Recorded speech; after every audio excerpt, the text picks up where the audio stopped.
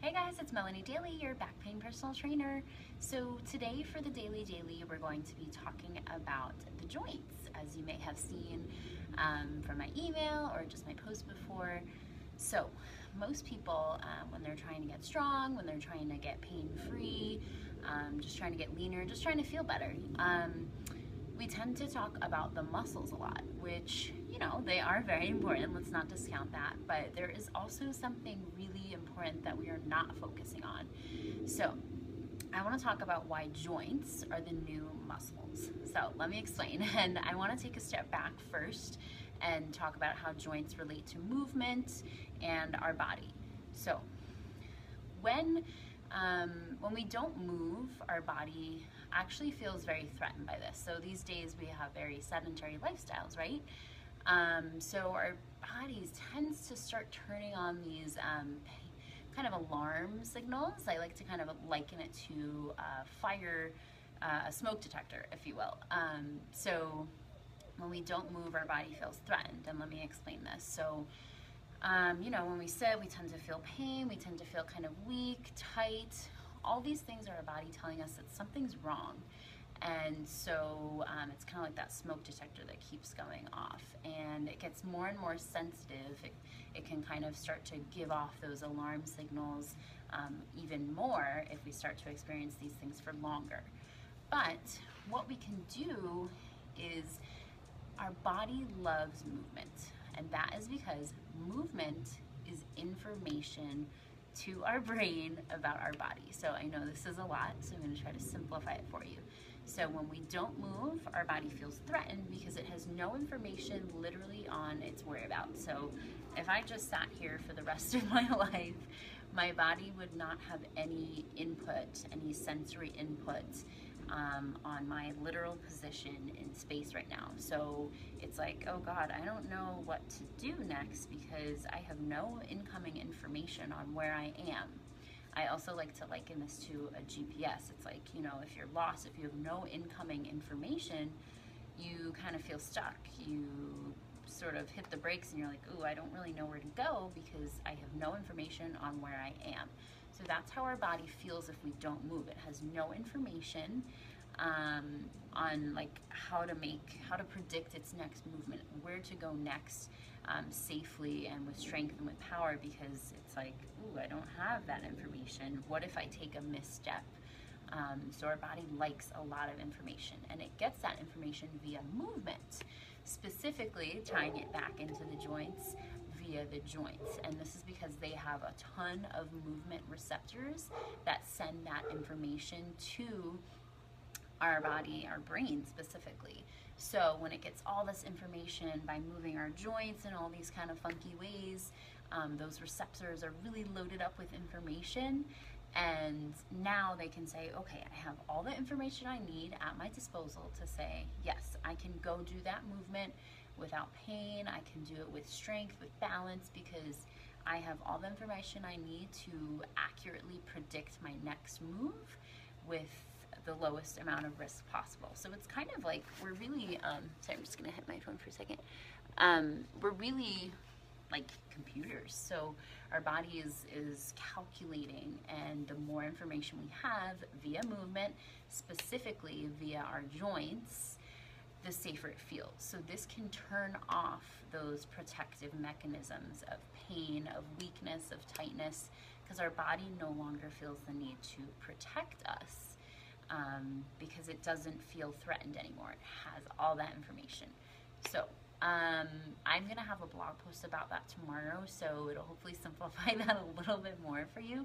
But basically, movement equals information equals our body feeling safe and strong and pain-free and able to do whatever it wants. So that means that we can start doing these exercises that are going to make our movements a lot more efficient, a lot more stronger, balanced, just by focusing on our joints first. And another component of this is the fact that, I mean, our joints and muscles are literally connected. So if, as we've talked about before in some of my videos, one part of our body isn't functioning properly, then something else is going to be out of whack. So if we start with the joints, then we can make sure that our body feels safe enough to let their muscles fully do their job. For instance, let's talk about the shoulders. If the shoulder joint, it hasn't really moved properly in a while, you've kind of forgotten how to use it because you haven't, the adjacent muscles are not going to work as efficiently because the joint is locked up. So if the joint is locked up, then the muscles are going to be locked up as well. So if we take care of the joints, then we are simultaneously taking care of our muscles and allowing those muscles to really work at their most optimal level with strength, with balance, with power, and without pain. So we're taking all those protective mechanisms off, and our body isn't able to be as strong as possible without pain. Because again, that is information to the body. So taking care of the joints, what does this actually look like? So joint mobility drills, if you've worked with me as well, these are also kind of called, I refer to them as micro movements as opposed to macro movements. So these are the really small movements. They're isolated. We're working on mobilizing the joint and increasing, sorry, keep having things pop up. We're mobilizing the joint and increasing the mobility of the joint, which again is going to impact the muscle as a result. So really great ones to do that are really high benefit for the entire body, even though we're only working on one part, are parts of the area that have a lot of joints and therefore a lot of receptors, so that it can feed that information that we're talking about to our brain and our body. So that's why I love foot and ankle exercises as well as neck exercises, because we have a ton of joints in those areas of our body. So it's a very high benefit, high reward, also very low risk, which is great, especially if you're dealing with pain. So it's a great place to start. So I'll show you a couple of the foot and ankle exercises. I have plenty of them up on my YouTube channel. So I'll try to link some of those as well, but I'll show you a couple. And basically we're working on mobilizing the ankle joint and actually increasing the strength of the foot by just mobilizing these joints more. So one of the ones we can do, I really like, is ankle tilts. So I'll show you here. I'll kind of just anchor my foot up like this. So what you're trying to do is tilt your ankle from side to side. So from front view, and you can actually do it anchored on the ground too, but you're trying to tilt your ankle in towards the midline of your body and away from the midline of your body without moving your leg. That's the biggest part, because most people will end up doing this, and so they actually don't know how to isolate the ankle from the leg joint, which is a big deal, because if you take a step, if you do any sort of movement, that means your entire leg and the shin joints all the way up through the hip, they're all going to shift out of alignment, which is going to cause a lot of problems. So you need to be able to isolate and use the ankle in isolation on its own. So we're tilting in towards the midline of our body, away from the midline of our body without moving that leg. So we're avoiding this happening. So that's a really great one. You can do it seated, you can do it standing, you can do it how I'm doing it. I'm just doing it here to kind of give you a better view. So that's a great one. Another one is ankle circles, which sounds really simple too, and a lot of these sound simple to the point where people are like, is this really going to do anything? But they are extremely powerful. So don't discount how small they are. Small actions done consistently, right, is what leads to success. So this one, again, looks really simple but very powerful. So we're trying to separate the leg from the ankle. And again, you can do this seated or standing or even laying in bed if you wish. But we're trying to point our foot as far down as we can, get it as far in towards the midline of our body, as far pulled in to our calf as possible, and then out towards the other side. So we're taking our ankle through its fullest range of motion without shifting everything else around. Again, it needs to be working independently. So this, even though again it seems very simple and what would this be doing for me, it's really giving your body a lot of information about your feet and your ankle.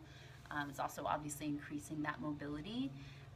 But this is going to make your body feel a lot safer to move freely with strength, with power, with balance, and without pain. So really simple things, but they're so powerful because of the amount of receptors we have in this area. So it's feeding that information to our brain about our body. And again, it's just increasing that mobility at the foot and strength, which is something that we discount a lot.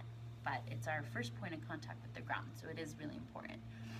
So those are two great foot ones. I'll show you a neck one as well, which seems really simple, but especially when I work with people who are a bit older, they've been sitting at a desk for many years, they've lost a lot of mobility here, and we do have a lot of joints in this area, especially in the whole, head region as well. So this also provides a lot of information to our body, makes it feel safe to move with strength, with power, without pain, because it's giving that information to our bodies. So this one again seems really simple, but it's very powerful. And even if you're younger and you say, well, I don't need to do that, as soon as you don't use it, you lose it. So definitely don't discount doing this. You need to keep your body knowing how to do this so that you don't have to take steps back later on in life. So all we're doing is tilting this ear down to your shoulder as far as you can, kind of tilting your head on an axis, and then the other side. So you'd be surprised to see how many people can really only tilt their head like this. And then they also start introducing all these sort of extraneous movements. So you just kind of want to tilt on that axis straight down as opposed to tilting back or anything like that. As close as you can get that ear to your shoulder as possible, and without moving anything else too. People they'll cheat and they'll bring their shoulder to their ear. So you want to tilt just straight down and back up. And then another neck one, which is really funky but really great. People are always like, oh, I don't want to do this because it makes them look like they have a double chin. But it's really great, especially because we are always like this in our days, we're stuck forward. So it's really important to be able to pull our neck back into more of a neutral position. So I'll show you from the front and the side. This one I call neck turtles, or turtlenecks, if you will. So what we're doing is, you might already be in this sort of forward position. So now we're going to try to pull your chin into your neck as much as possible to bring it into a more retracted, neutral position. So from the side, you'd be kind of like this, and then you would pull it back in. And you actually will kind of want to tuck your chin down, because a lot of people, when they try to do this, they'll go like this.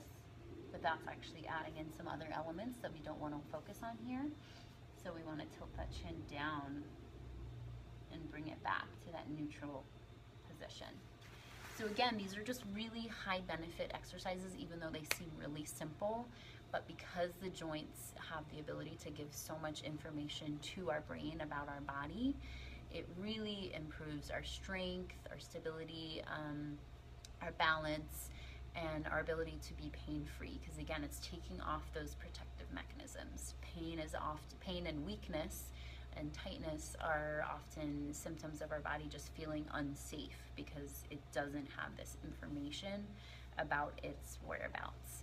So I hope that was useful. I have a ton more joint mobility drills for you, so definitely check out my YouTube channel, definitely check out my other videos and posts, because a lot of what I do is focusing on these micro movements so that we can master the basics first, get every part of your body functioning optimally, and then we move and progress towards macro movements, so that when you go to bend over and pick something up, so that when you go to squat down or do some crazy exercise that you want to do, you're not going to get hurt because every part of your body is functioning optimally. So give it a try, let me know how it goes, and definitely share with someone you know who is trying to get strong again, definitely if they have back pain, and I'll see you next time. Thanks.